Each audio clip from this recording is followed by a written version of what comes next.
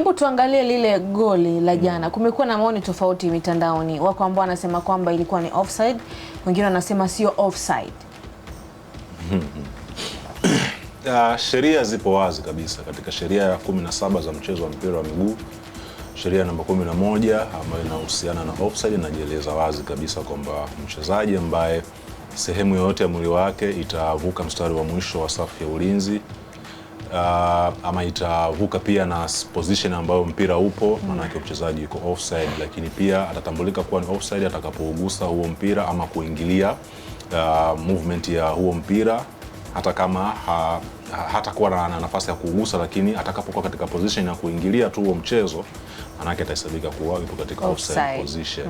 Sasa watu wanajiuliza, wakati Pacome anakwenda kumalizia mpira alikuwa katika onside position ama offside position? Yes, alikuwa kwenye onside position, lakini aliondoka katika eneo ambalo alikuwa ni offside, na kitendo cha yeye kwenda kuzuia tunasema vision ama uono wa Rushan De Reuck, ambaye baada ya kuanguka chini alivyoinuka haraka, focus yake ilikuwa kwenye mpira. Rushan De Reuck focus yake ilikuwa kwenye mpira, na hata kasi aliyotumia kuinuka kukimbia ilikuwa inaashiria kwamba anaenda kufanya blocking kwa Max Mpia Nzengeli.